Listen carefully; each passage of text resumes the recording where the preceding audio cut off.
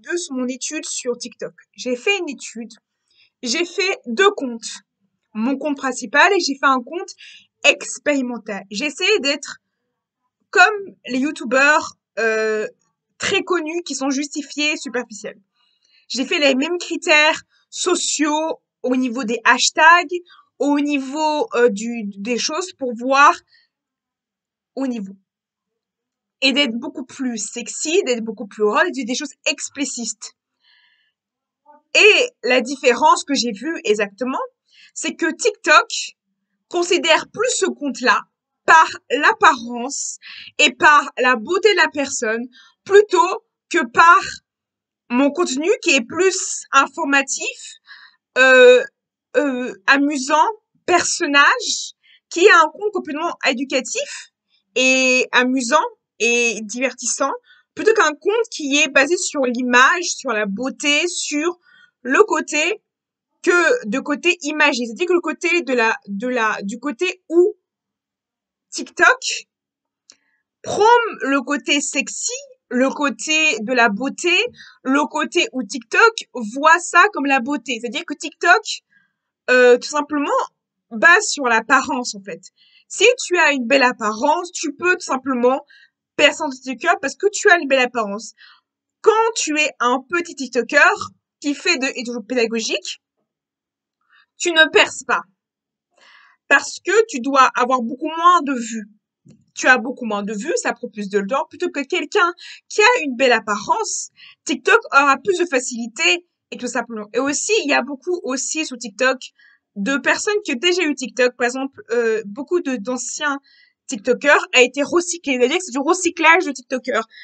Il y a des TikTokers où carrément on a modelé avec des coachings et des gens de coaching, ils ont modelé le TikTok pour que le TikTok soit aux critères TikTok. Donc, ils ont modelé, ils ont tout enlevé les vidéos qui sont mauvaises, ils ont tout enlevé.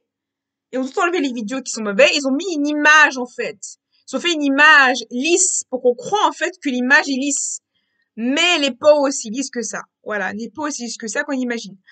TikTok prône au sexy, c'est-à-dire que si tu es sexy, si tu es polémique et sexy, TikTok va t'accepter pour ça.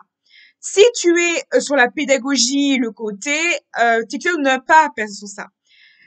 Tu n'es pas censuré parce que tu es sexy. Et le body shaming, c'est justement l'exemple même de TikTok.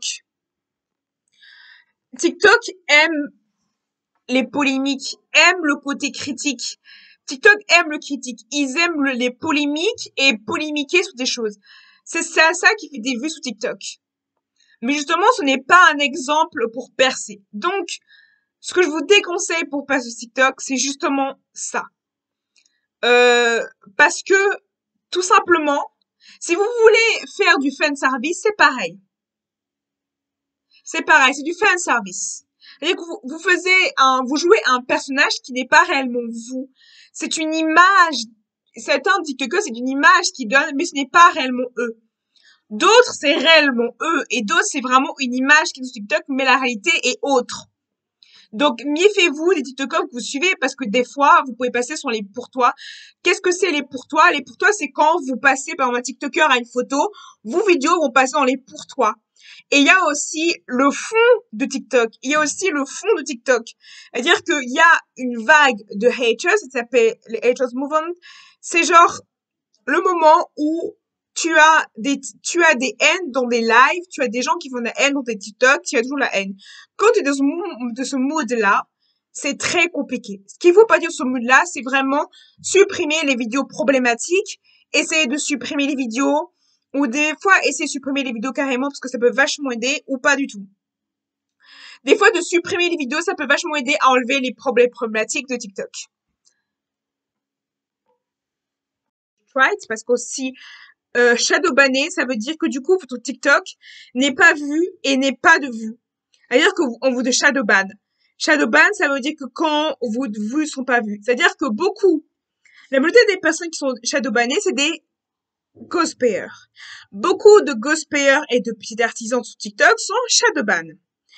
Je vois beaucoup tout simplement de cosplayers de TikTok, de cosplayers qui sont shadowban.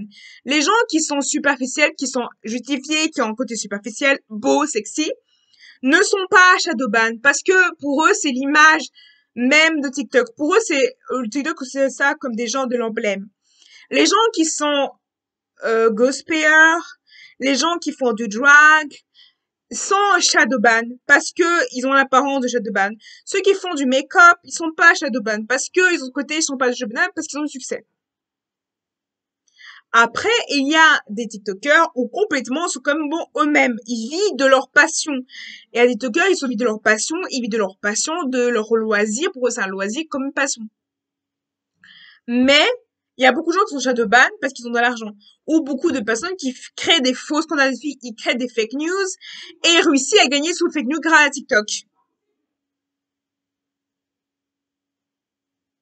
Malheureusement, c'est la réalité sous TikTok. Donc, malheureusement, TikTok est comme ça. C'est-à-dire que si vous voulez percer, malheureusement, c'est fait sous l'apparence. Et c'est ça le problème sur TikTok. TikTok est basé sur un truc superficiel, forcément. Mais c'est pas ça pour tous les comptes. Vous allez voir aussi des comptes de mauvaise qualité ou carrément TikTok pour le problématique TikTok, c'est que plus tu fais du scandale, plus tu gagnes. On voit que les gens, par exemple, comme fake news, et beaucoup de gens font des fake news, et réussissent à gagner des vues pour des fake news, ou des fake storytelling, des faux story time pour faire des fake news. Et aussi, beaucoup de YouTubers le font, de cette arrêté, font des fake news. TikTok, YouTuber. C'est ça que je dis que tout simplement, le monde de l'influence, c'est un monde complètement dur et pas facile. Parce que, il y a ce côté-là où on se dit c'est beau, c'est magnifique, tu as des collaborations, c'est génial, happy. Non. C'est ce côté-là où les collaborations de TikTok, c'est complètement compliqué parce que finalement, tu as plein de produits, plein de collaborations, tu dois respecter, tu dois respecter les règles de collaboration, tu dois respecter beaucoup de choses, ce qui fait que c'est pas facile à gérer. Et ouais, c'est pas facile à gérer. Donc, c'est pas facile d'avoir une collaboration avec quelqu'un. Pas facile. C'est qu'il faut expliquer aussi ce qui est pas facile aussi à gérer, c'est que ceux qui sont beaux, magnifiques, ont des collaborations plus facilement. Ceux qui sont pédagogiques ont plus de difficulté à des collaborations avec des marques, tout ça. Parce que les collaborations pédagogiques, c'est plus quand les reportages, c'est plus les interviews, c'est plus les journalistes, tout ce qui est gouvernemental ou tout ce qui est plutôt c'est ça en fait. C'est très difficile d'avoir des collaborations quand tu es développement personnel ou même des choses parce que c'est un monde très dur. Beaucoup basé sur l'apparence, beaucoup basé sur choses. Et quand tu es nature, que tu es neutral, euh, ou que tu es quelqu'un de nude au niveau du maquillage, du make-up, ça plaît pas trop, en fait, aux gens.